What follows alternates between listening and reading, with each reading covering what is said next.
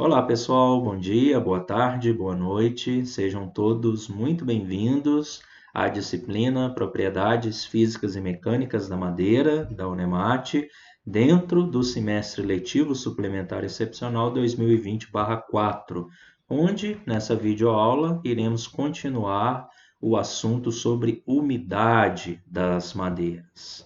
E lembro a vocês que, para uma melhor fixação do conteúdo desse assunto, eu recomendo para vocês lerem a apostila Propriedades da Madeira, escrita pelo professor Dr. João Carlos Moreschi, da Universidade Federal do Paraná.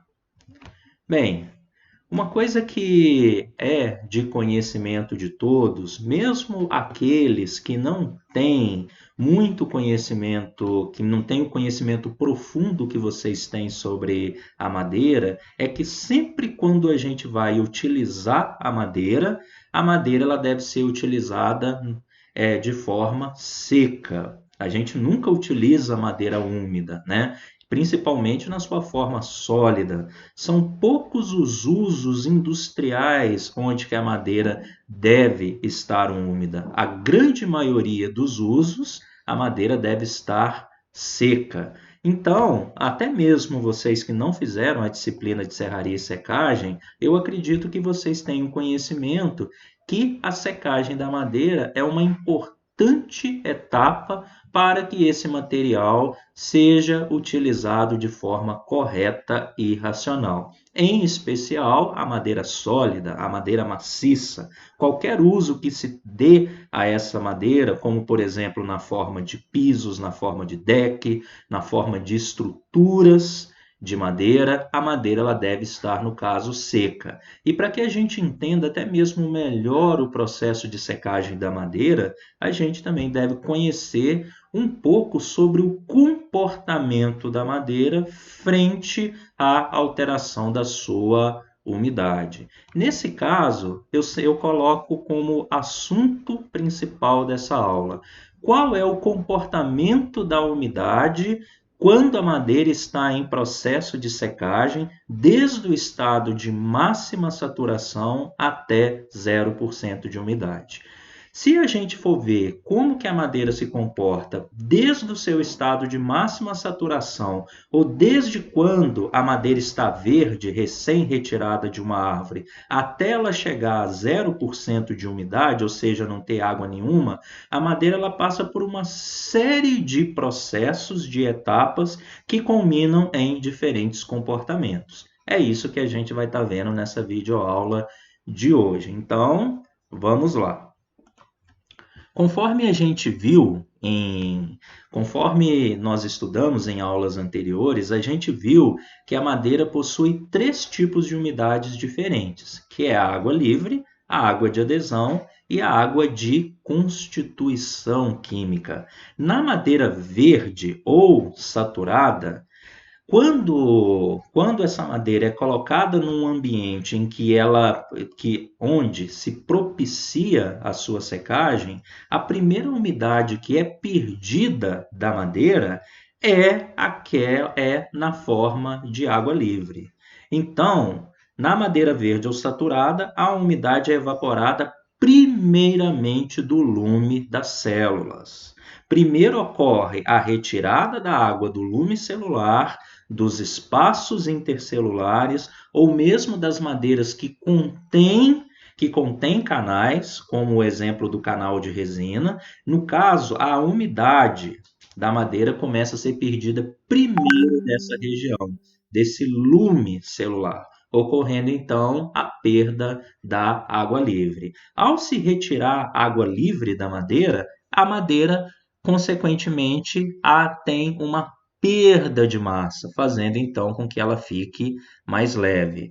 Só que a perda de água livre, ela ocorre desde o estado verde ou saturado até o ponto de saturação das fibras, geralmente sendo uma umidade média de 30%. A água livre, ela só ocorre no lume celular.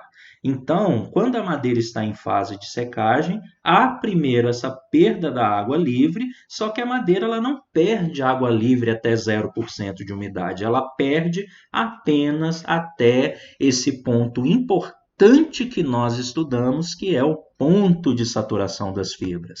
E lembrando a aula anterior, o ponto de saturação das fibras é o estado em que a madeira já não apresenta mais água livre e, ao mesmo tempo que ela não apresenta água livre, ela apresenta, né, as paredes celulares saturadas com água de adesão e água de adsorção química. E conforme a gente já viu, esse ponto, geralmente na umidade de 30%, esse ponto de saturação das fibras faz com que ele é um ponto de referência importante, pois quando a madeira começa a perder a umidade abaixo dele, ela começa a ter alterações significativas que impactam nas suas propriedades tecnológicas.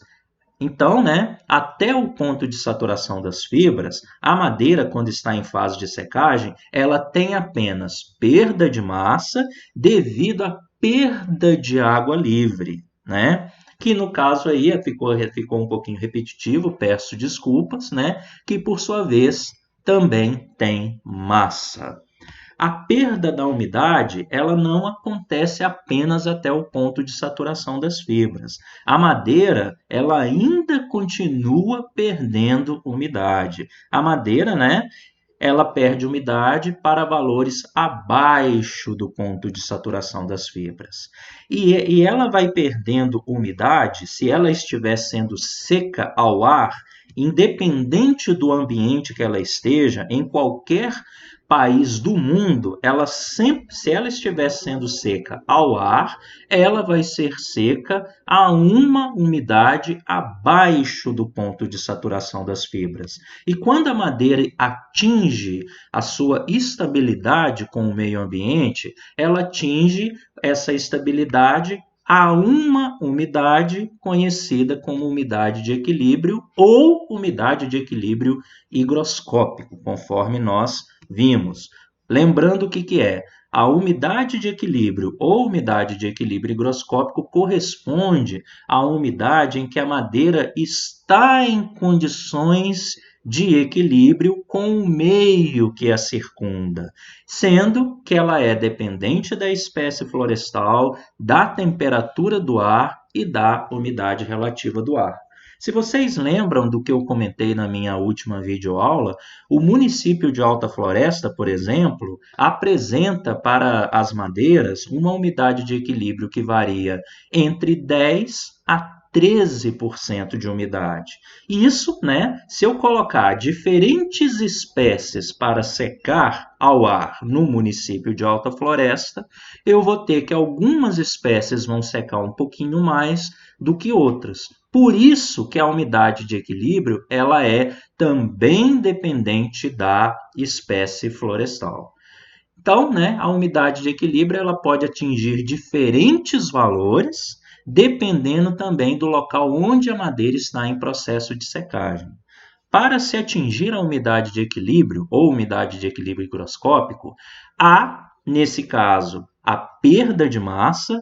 E agora é importante porque quando a madeira ela perde umidade abaixo do ponto de saturação das fibras, começam a ocorrer alterações tecnológicas importantes, porque além dela ter perda de massa, devido à retirada de água de adesão e água de constituição química, há também a perda do volume, né? Devido à retirada desses dois tipos de umidade, água de adesão e água de constituição química que estão presentes na parede celular. Se há perda de volume, é nesse momento que a madeira começa a contrair. Quando eu produzo madeira serrada a partir de uma tora, as dimensões da madeira verde, elas não vão se manter a mesma quando a madeira está seca. A madeira ela perde volume quando ela é serrada. Nesse caso, né, a madeira verde ela vai ter dimensões maiores do que em relação à madeira seca. E isso ocorre devido à perda de água de adesão e à perda de água de constituição química que estão sendo retiradas da parede celular. Por isso é que o ponto de saturação das fibras ele é importante, porque qualquer perda de umidade abaixo do ponto de saturação das fibras vai resultar nas contrações da madeira, né? Então, né, a madeira perde umidade do seu estado de máxima saturação até que se atinja a umidade de equilíbrio. E até ele atingir essa umidade de equilíbrio, ele vai passar pelo ponto de saturação das fibras, que vai culminar em alterações tecnológicas importantes. Não sei se vocês lembram, uma outra é o aumento da resistência mecânica. Quanto mais seca estiver a madeira, mais resistente ela é, mais dura ela é. Então, todas as suas propriedades de resistência mecânicas são aumentadas com a diminuição da umidade. Aqui, eu volto novamente a essa tabela onde são apresentadas várias unidades de equilíbrio para municípios brasileiros e também municípios em outros países, nesse caso mais especificamente nos Estados Unidos, onde que a gente vê que a umidade de equilíbrio ela é variável em função do município, devido cada município apresentar diferentes temperaturas e umidades relativas do ar. Uma madeira que, por exemplo, está seca ao ar para o município de Belém, se essa madeira que está em condições de equilíbrio para o município de Belém, que apresenta uma umidade de equilíbrio de 18%, se essa madeira for levada, por exemplo, para o município de Belo Horizonte, mostrado aí na segunda linha, essa madeira vai secar mais um pouco, porque aí, no caso, ela vai entrar em condições de equilíbrio com as condições ambientais do município de Belo Horizonte. E lembro também para vocês que se eu quiser, né, chegar a madeira para uma umidade ainda abaixo da umidade de equilíbrio higroscópico, isso podendo ser feito laboratorialmente ou até mesmo industrialmente pelas estufas de secagem industrial de madeira serrada, isso aí no caso eu faço através, né, de uma câmara climática que contém ao mesmo tempo o controle automático da temperatura do ar e da umidade relativa do ar. Por exemplo, se eu utilizar uma temperatura de 20 graus e uma umidade relativa do ar de 65%, eu tenho a secar a grande maioria das madeiras a uma umidade de equilíbrio de 12%. E a combinação entre entre temperatura do ar e umidades relativas do ar, eu posso secar a madeira a diferentes umidades de equilíbrio. E lembrando que se eu quiser secar a madeira a 0% de umidade, ou seja, retirar toda a umidade da madeira, deixar ela apenas com o material madeira, sem nenhuma água, eu devo levar a madeira para uma estufa a uma temperatura de 103 graus, com uma variação de mais ou menos 2 graus Celsius.